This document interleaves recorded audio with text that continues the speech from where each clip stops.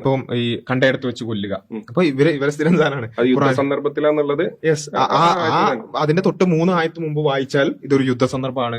യുദ്ധം നിരോധിക്കപ്പെട്ട മാസങ്ങളെ കുറിച്ച്, യുദ്ധത്തിലേക്ക് പോകുന്നതിനെ കുറിച്ച്, അങ്ങനെയൊക്കെ കഴിഞ്ഞ് യുദ്ധത്തിലേക്ക് എത്തിയതിനു ശേഷമാണ് യുദ്ധ സന്ദർഭത്തിൽ ഒരാളെ കണ്ടെടുത്ത് വെച്ച് കൊല്ലുക എന്നുള്ളത്. അപ്പൊ ഇതില് ഈ പറഞ്ഞതുപോലെ സാഹചര്യത്തിൽ നിന്ന് മാറ്റുക, അതേപോലെ ആ സാഹചര്യത്തെ തീരെ പരിഗണിക്കാതിരിക്കുക, അതിന്റെ തഫ്സീർ എന്താണെന്ന് നോക്കാതിരിക്കുക, എന്നിട്ട് സ്വയം അഭിപ്രായം പറയുക എന്നുള്ളത് മാത്രമാണ് ഇവരുടെ ഒരു വിമർശനങ്ങളുടെ ഒരു ആകത്തുക എന്നുള്ളതാണ് എനിക്ക് തോന്നുന്നത്. 5 കളവാണ് പറഞ്ഞത്. ഞാൻ എണ്ണി പറഞ്ഞുതരാം കളവുകൾ.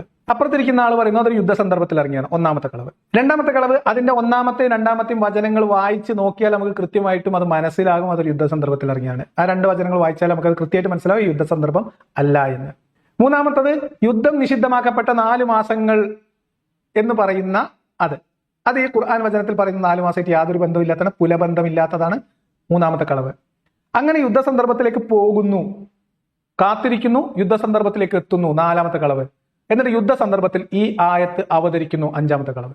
5-മത്തെ 1-മത്തെ വേണമെങ്കിൽ നിങ്ങൾക്ക് ജം ചെയ്തിട്ട് ഒരു വലിയ കളവാക്കിയിട്ട് വെക്കാം. മിനിമം 4 കളവ് 20 സെക്കൻഡിൽ പറഞ്ഞു കഴിഞ്ഞു. അവിടെ നമുക്ക് 2 ആയത്തുകളിലാണ് ഈ കണ്ടെടുത്ത് വെച്ച് കൊല്ലുക എന്ന് പറയുന്ന കാര്യം കാണാൻ സാധിക്കുന്നത്. ഒന്ന് സൂറത്ത് തൗബയിലാണ്, അതേപോലെ തന്നെ രണ്ടാമത്തത് സൂറത്തുൽ ബഖറയിലുള്ള 191-ാമത്തെ ആയത്തിലാണ്. 2 സ്ഥലങ്ങളിൽ ഈ കണ്ടെടുത്ത് വെച്ച് കൊല്ലുക എന്നുള്ള പദപ്രയോഗമുണ്ട്. അതിൽ സൂറത്തുൽ ബഖറയിലുള്ള കാര്യം എന്താണെന്ന് ചോദിച്ചാൽ അതാണ് ഞാൻ പറഞ്ഞത്, തൊട്ട് മുമ്പുള്ള ആയത്തുകൾ വായിച്ചാൽ മനസ്സിലാകും. ഖാതിലു ഫീ സബീലില്ലാഹി അല്ലദീന യുഖാതിലു, അതായത് നിങ്ങളോട് യുദ്ധം ചെയ്യുന്നവരുമായി അള്ളാഹുവിന്റെ മാർഗ്ഗത്തിൽ നിങ്ങളും യുദ്ധം ചെയ്യുക. ഇങ്ങോട്ട് യുദ്ധം ചെയ്യുന്നവരോട് അങ്ങോട്ട് യുദ്ധം ചെയ്യുക. എന്നാൽ നിങ്ങൾ പരിധി വിട്ട് പ്രവർത്തിക്കരുത്. നിങ്ങൾ പരിധി വിട്ട് പ്രവർത്തിക്കരുത്. ഇന്നല്ലാഹ ലാ യുഹിബ്ബുൽ മുഅ്തദീൻ, നിങ്ങൾ പരിധി വിട്ട് പ്രവർത്തിക്കുന്നവരെ അള്ളാഹു ഇഷ്ടപ്പെടുന്നില്ല. തൊട്ടടുത്ത വാചകമാണ്, അതാണ് ഞാൻ പറഞ്ഞത്, അവഖ്തുലു ഹൈസു സഖിഫ്തുമുഹും, അതായത് നിങ്ങൾ അവരെ കണ്ടെടുത്ത് വെച്ച് കൊല്ലുക. അതായത് നിങ്ങളോട് യുദ്ധം ചെയ്യാൻ വരുന്നവരോട് അങ്ങോട്ട് യുദ്ധം ചെയ്യുക. ആ യുദ്ധകളത്തിൽ വെച്ച് നിങ്ങളെ കണ്ടെടുത്ത് വെച്ച് എന്ത് ചെയ്യുക, നിങ്ങളുടെ ശത്രുവിനെ കണ്ടാൽ കൊല്ലുക.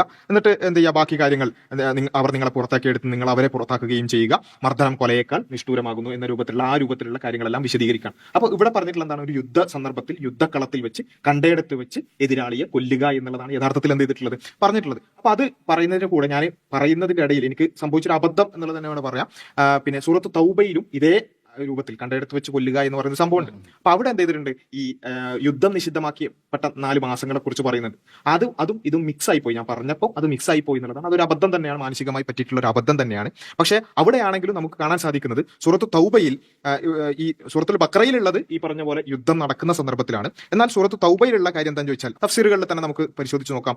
കരാർ ലംഘിച്ചതുമായി ബന്ധപ്പെട്ടുകൊണ്ടാണ് ഈ തൗബയിലുള്ള ആയത്ത്, അതായത് ഒരുമിച്ച് ജീവിക്കാം എന്നുള്ള കോ എക്സിസ്റ്റൻസുമായി ബന്ധപ്പെട്ടുള്ള ഒരു കരാർ അവിടെ ഉണ്ടാവുകയും ആ കരാർ ലംഘിച്ചതുമായി ബന്ധപ്പെട്ടുകൊണ്ട് കരാർ ലംഘിച്ചവർക്കുള്ള ശിക്ഷ എന്ന രൂപത്തിലാണ് എന്ത് ചെയ്യുന്നത് ഈ തൗബയിലുള്ള പിന്നെ ഫഖ്തുലുഹും എന്ന് പറയുന്ന ആ കാര്യമുള്ളത്. അപ്പോൾ ഒരു ഭാഗത്തുള്ളത് യുദ്ധക്കളത്തിൽ വെച്ച് എതിരാളിയെ കൊല്ലുന്നതാണ്, മറുഭാഗത്ത് ഈ കരാർ ലംഘിച്ചവരോട് തിരിച്ചുള്ള മറുപടിയും അവിടെ നമുക്ക് കാണാൻ സാധിക്കും. ഇലല്ലദീന ആഹത്തും മിനൽ മുശ്രിക്കീൻ, ആ ഒരു കരാറിൽ നിന്നും എന്ത് ചെയ്തിട്ടുണ്ട്, ഒരു ഒഴിവായിരിക്കുന്നു എന്നുള്ള ആ ഒരു കാര്യം പറയുകയും അങ്ങനെ കരാർ ലംഘനവുമായി ബന്ധപ്പെട്ടിട്ടുള്ളതാണ് തൗബയിലുള്ളത്.